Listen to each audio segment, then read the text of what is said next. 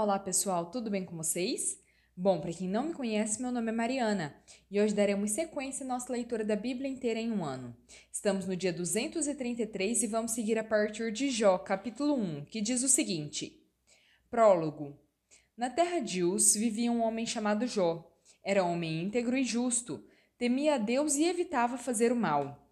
Ele tinha 7 filhos e 3 filhas, possuía 7.000 ovelhas, 3.000 camelos, 500 juntas de bois e 500 jumentas. Além disso, tinha muita gente a seu serviço. Era o homem mais importante do Oriente.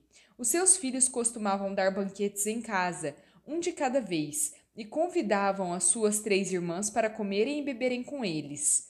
Terminado um período de banquetes, Jó mandava chamá-los e os purificava.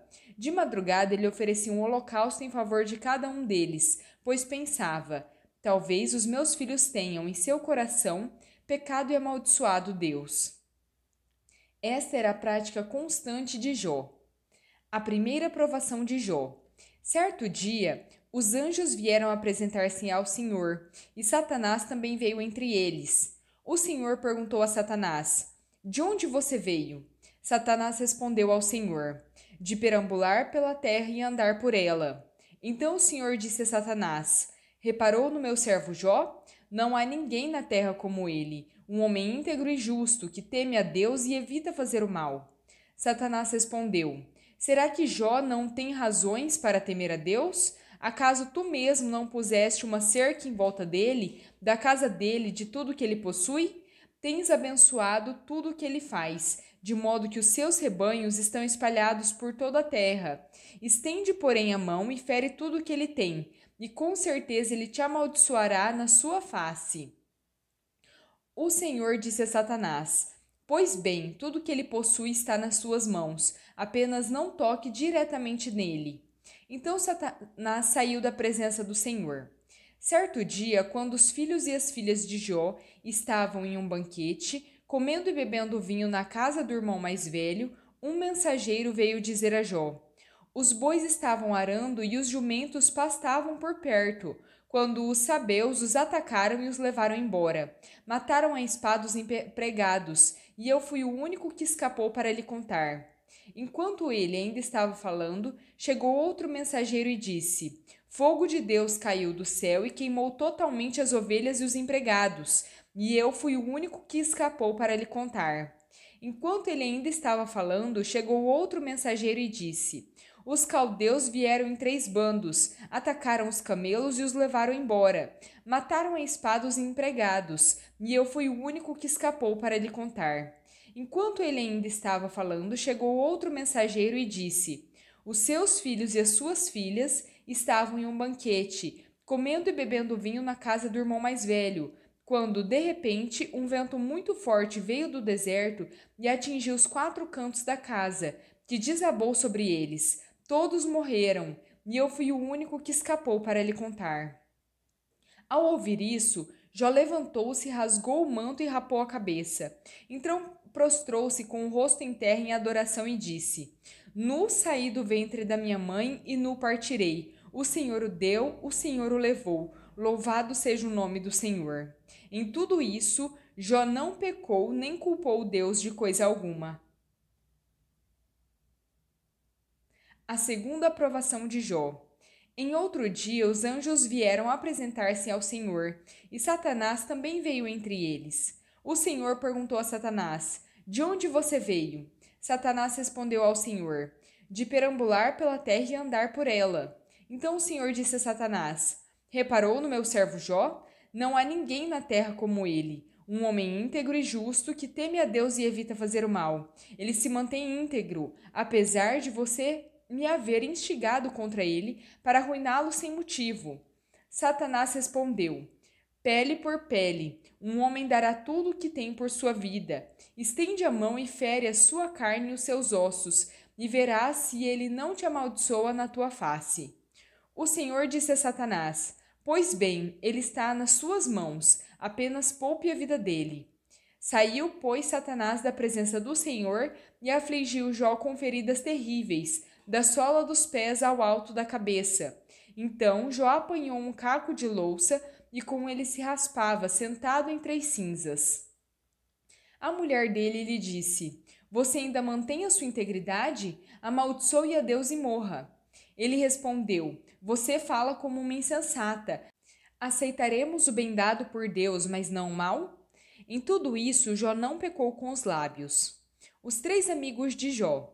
Quando três amigos de Jó, Elifaz de Temã, Bildade de Suá, Zofar de Naamate, souberam de todo o mal que o haviam atingido, saíram, cada um da sua região, e combinaram ir juntos para expressar condolências e consolar Jó. Quando ergueram os olhos à distância, mal puderam reconhecê-lo e começaram a chorar em alta voz. Cada um deles rasgou seu manto e lançou o pó sobre a cabeça.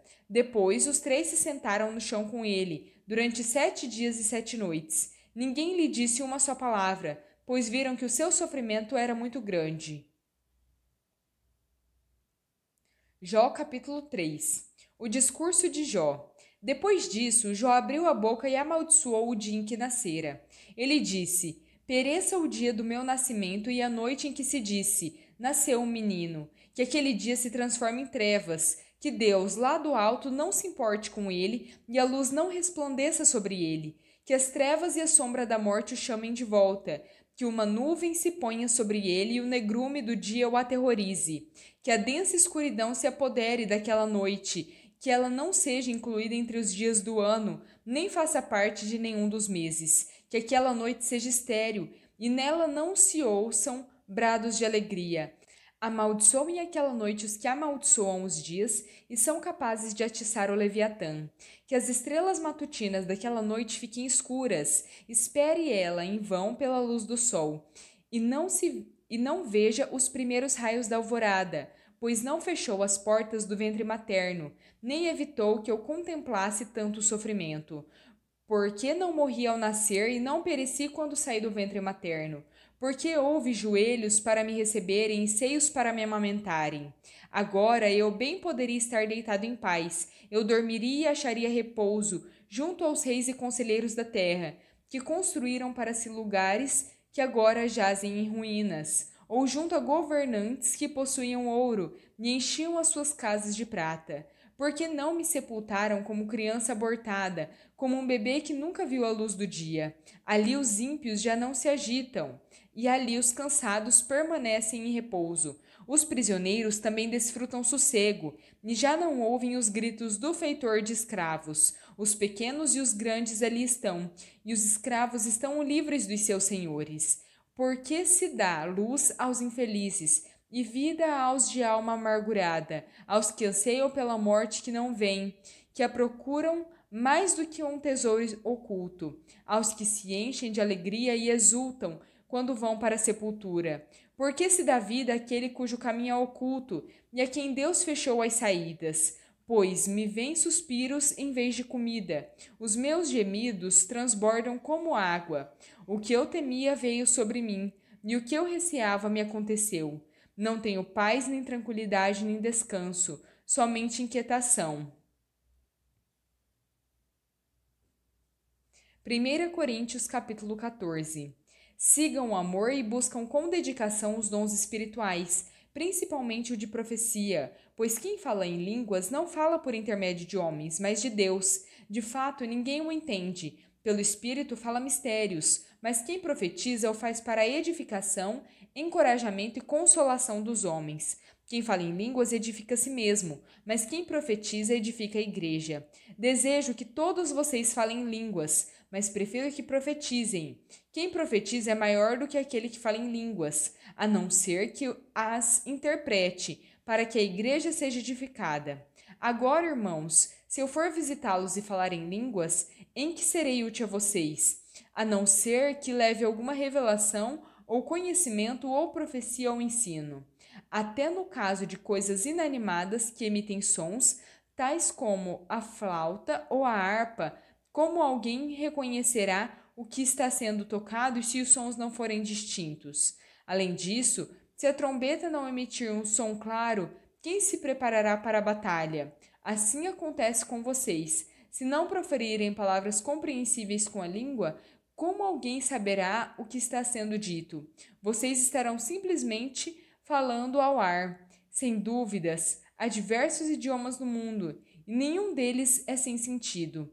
Portanto, se eu não entender o significado do que alguém fala, serei estrangeiro para quem fala e ele será estrangeiro para mim.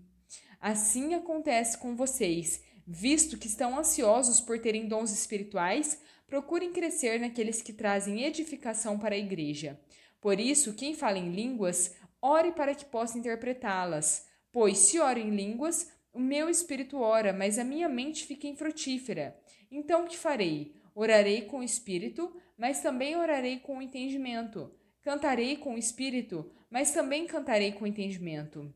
Se você estiver louvando a Deus em espírito, como poderá aquele que está entre os não instruídos dizer amém às suas ações de graça, visto que não sabe o que você está dizendo? Nesse caso, você dá graças corretamente, mas o outro não é edificado. Salmo 37, versículos 12 ao 29. Os ímpios tramam contra os justos e rangem os dentes contra eles. O Senhor, porém, ri dos ímpios, pois sabe que o dia deles está chegando. Os ímpios desembainham a espada e preparam o arco, para abater o necessitado e o pobre, para matar os que andam na retidão. Mas as espadas deles lhes atravessará o próprio coração, e os seus arcos serão quebrados. Melhor é o pouco do justo do que a riqueza de muitos ímpios, pois o braço forte dos ímpios será quebrado, mas o Senhor sustentará os justos. O Senhor conhece os dias dos íntegros, e a herança deles permanecerá para sempre. Em tempos de adversidade não serão envergonhados, em dias de fome terão fartura. Os ímpios, contudo, perecerão. Os inimigos do Senhor murcharão como a beleza dos campos, desvanecerão como fumaça. Os ímpios tomam emprestado e não devolvem, mas os justos dão com generosidade. Aqueles que o Senhor abençoa herdarão a terra, mas os que ele amaldiçoa serão eliminados. O Senhor firma os passos de um homem quando a conduta deste lhe agrada. Ainda que tropece, não cairá, pois o Senhor o sustentará pela mão.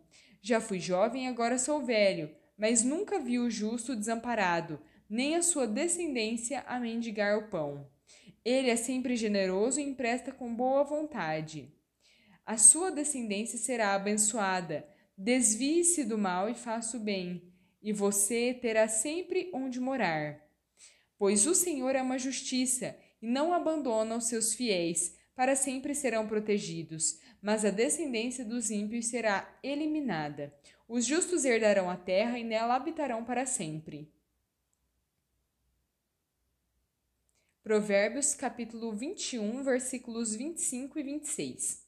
O desejo do preguiçoso o mata, porque suas mãos se recusam a trabalhar. O dia inteiro ele deseja mais e mais, enquanto o justo reparte sem cessar.